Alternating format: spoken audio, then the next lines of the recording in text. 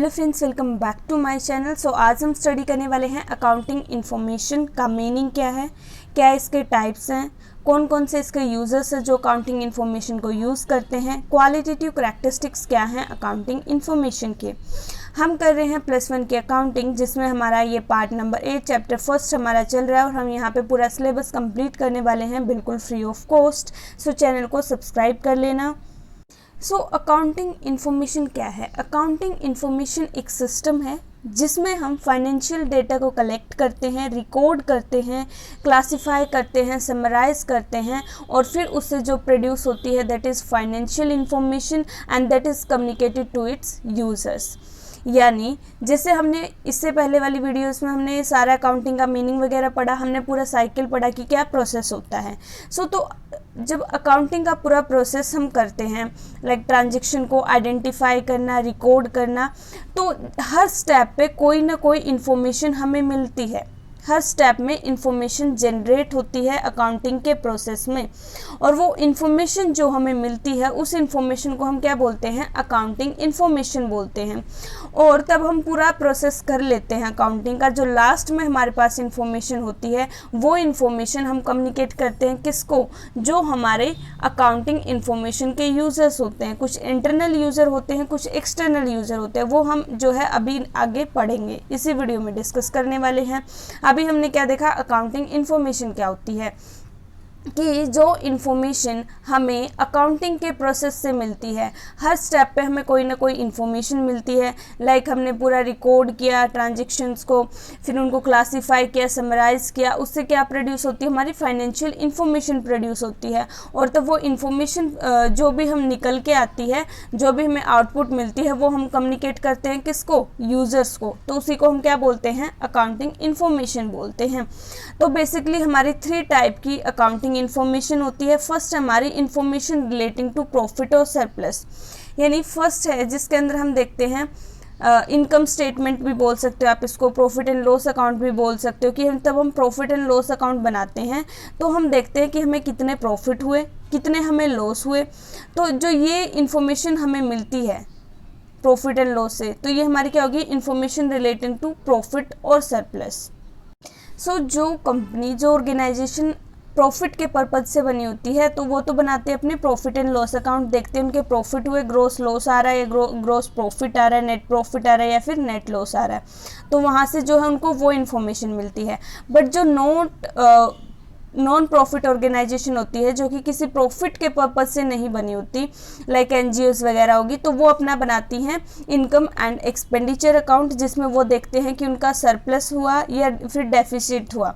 ठीक है, अगर उनकी जो है इनकम ज़्यादा है, एक्सपेंडिचर कम है, तो वो बोलेंगे कि हमें सरप्लस हुआ है। अगर उनके एक्सपेंडिचर ज़्यादा यानी खर्चे ज़्यादा और उनकी इनकम कम है तो बोलेंगे डेफिसिट। ठीक है, तो यहाँ पे हम प्रॉफिट एंड लॉस का वर्ड यूज़ नहीं करते। देन हमारा information relating to financial position, यानी हमारी फाइनेंशियल पोजीशन क्या है हमारी कंपनी के।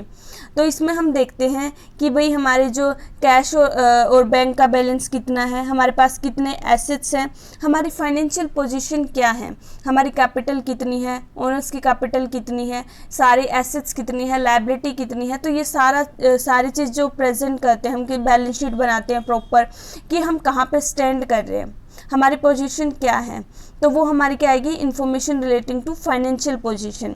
देन हमारा थर्ड आता है इन्फॉर्मेशन अबाउट कैश फ्लो, यानी जो हमारा पैसा है, पैसे का कितना इनफ्लो हो रहा है, कितना आउटफ्लो, कितनी हमने जो पैसा हमारा बाहर जा रहा है, कितनी हमने पेमेंट करनी है, कोई डिविडेंड कोई डिविडेंड की पेमेंट करनी है, कोई लायबिलिटी की पेमेंट करनी है, या फिर हमने बिजनेस को और आगे बढ़ाना है, ठीक है, एक्सपेंड करना है, उस पर हमारा खर्चा लगना है, तो हमारे पास कितना कैश है।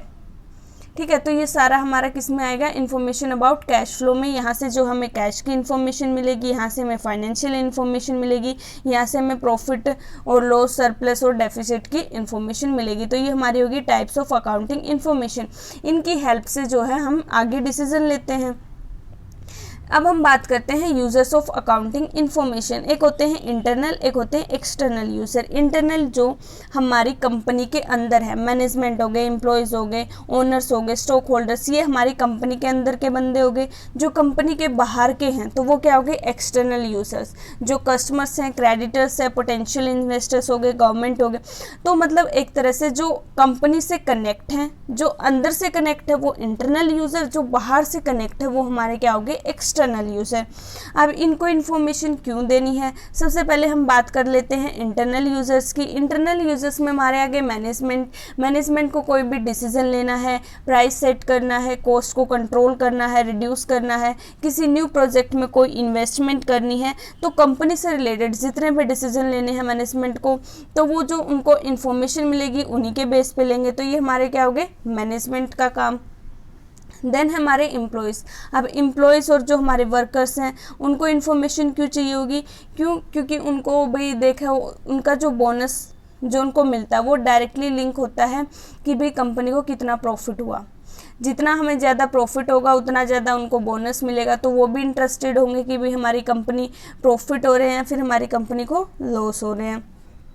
देन हमारे ओनर यानी जो बिजनेस में पैसा लगाते हैं, जिनका पैसा लगा होता है, तो वो देखेंगे कि कितना रिस्क है, कितने वो प्रॉफिट है या फिर लॉसेस हो रहे हैं, ठीक है, किस चीज़ से क्या पोजीशन उनकी चल रही है, कितना वो सेफ़ है, कितना वो उनको और कैपिटल इन्वेस्ट करनी चाहिए कि नहीं करनी चाहिए, उनके बिज़नेस की क्या पोजीशन है, फाइनेंशियल पोजीशन क्या है, ये देखने के लिए ओनर्स को भी जो है अकाउंटिंग इन्फॉर्मेशन की रिक्वायरमेंट होती है।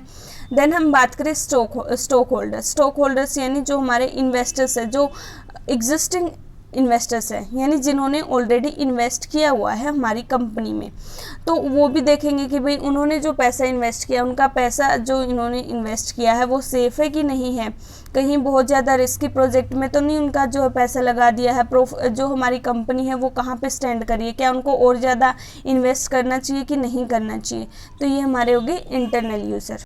फिर हम बात करते हैं एक्सटर्नल यूज़र्स की। एक्सटर्नल यूज़र्स में हमारा फर्स्ट जैसे कि बैंक्स एंड फाइनेंशियल इंस्टीट्यूशन हो गए, यानी तब बिज़नेस को ज़रूरत होगी तो वो पैसा लेना कहाँ जाएंगे, बैंक में जाएंगे, और बैंक जो पैसा देने से पहले देखेंगे कि भाई इस बिज़नेस की पोजीशन कैसी है, इसकी परफॉर्मेंस कैसी है, तभी तो वो लोन प्रोवाइड करेंगे। अब कोई बिज़नेस पहले ही बहुत घोटाले में जा रहा है, बहुत लॉसेज हो रहे हैं उसको, ठीक है, तो फिर उसको बैंक जो है लोन नहीं देगी। फिर हमारे इन्वेस्टर्स और पोटेंशियल इन्वेस्टर्स।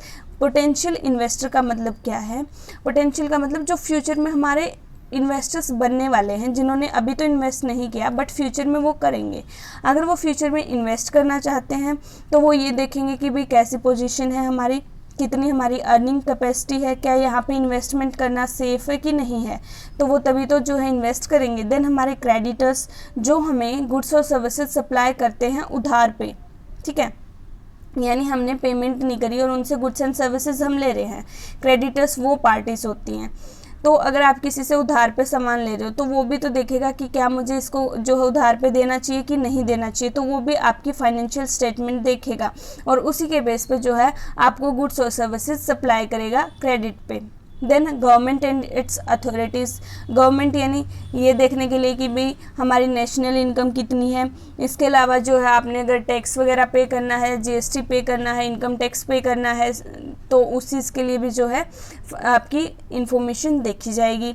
देन जो रिसर्चर्स होते हैं उनको जो है रिसर्च का अपना काम करना होता है, तो वो भी देख सकते हैं आपकी इंफॉर्मेशन। देन जो कंज्यूमर्स हो गए, देन पब्लिक होगी, तो ये सारी पार्टीज ऐसी है जिनको जो है फाइनेंशियल अकाउंटिंग इंफॉर्मेशन प्रोवाइड करवाई जाती है, ये कोई ना कोई डिसीज़न लेने के लिए कि उसके बेस पे जो है ये डिसीज़न लेते हैं।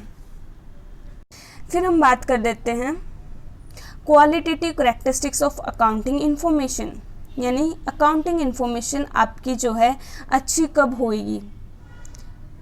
तो वैसे तो इसके दो फंडामेंटल कैरेक्टरिस्टिक्स हैं, that is truth and fairness, कि आपकी जो फाइनेंशियल स्टेटमेंट है वो बिल्कुल सही होनी चाहिए, फेयर होनी चाहिए, उसमें कोई भी आप चीटिंग ना करो, धोखाधड़ी ना करो, कुछ भी झूठ ना दिखाओ, विंडो ड्रेसिंग ना करो। तो और जो बाकी के इसके कैरेक्टरिस्टिक्स है वो क्या है, एट्रीब्यूट्स भी आप इसको बोल सकते हो।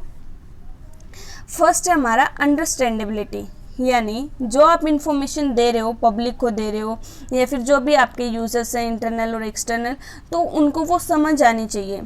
अब आप जो है इंडिया वाले जो पब्लिक है, आप उनको अपनी अकाउंटिंग इन्फॉर्मेशन दे रहे हो बट वो आपने चाइनीज़ लैंग्वेज में लिख के दे दी, तो क्या किसी को समझ आएगी? तो वो इन्फॉर्मेशन देने का कोई फ़ायदा ही नहीं है।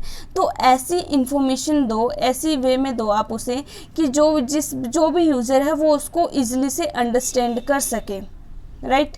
देन है रेलिवेंस, कि जो भी आप अकाउंटिंग इन्फॉर्मेशन दे रहे हो वो जो है रेलिवेंट होनी चाहिए। ये ना हो कि जिसको जिस चीज़ की रिक्वायरमेंट ही नहीं हो आप उसको वो इन्फॉर्मेशन दे रहे हो, तो वो इरेलीवेंट इन्फॉर्मेशन नहीं देनी है।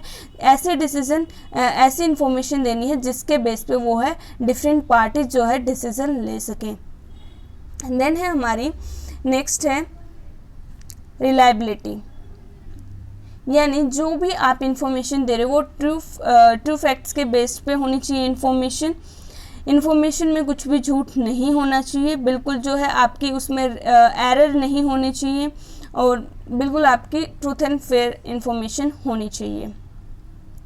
देन हमारी कंपेरेबिलिटी मतलब कि आप उसको कंपेयर कर सको। किससे कंपेयर करोगे?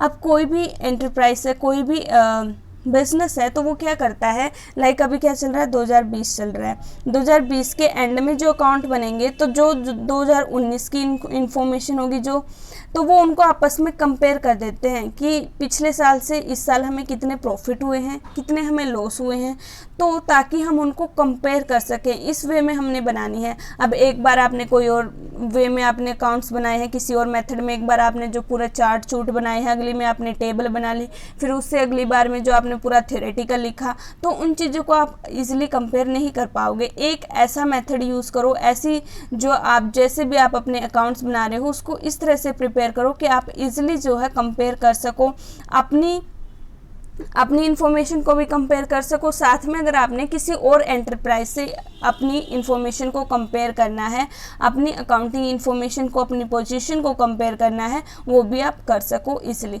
चाहे वो इंट्राफॉर्म कंपैरिजन हो चाहे वो इंटरफॉर्म कंपैरिजन हो, राइट। कि आपने किसी और एंटरप्राइज के साथ जो है कंपेयर करना है या फिर जो आपने अपनी ही जो पिछले पीरियड की इन्फॉर्मेशन के साथ जो आपने कंपेयर करनी है अपनी इन्फॉर्मेशन, ठीक है, तो आप इसलिए जो है उस चीज़ को कंपेयर कर सको। सो किसी भी तरह की अकाउंटिंग इन्फॉर्मेशन में ये चारों चीज़ें होनी चाहिए, तभी हम उसको जो है एक अच्छी अकाउंटिंग इन्फॉर्मेशन बोलेंगे, राइट। सो ये थी हमारे आज का टॉपिक, इतना ही करते हैं। नेक्स्ट वीडियो में हम करने वाले हैं सिस्टम्स ऑफ अकाउंटिंग, जो कि डबल एंट्री सिस्टम और सिंगल एंट्री सिस्टम होगा, और उसके बाद जो ये चैप्टर ख़त्म हो जाएगा, फिर हम सेकंड चैप्टर स्टार्ट करेंगे। So thank you so much for watching. Please like, share and subscribe my channel. Bye bye. Take care. Have a good day.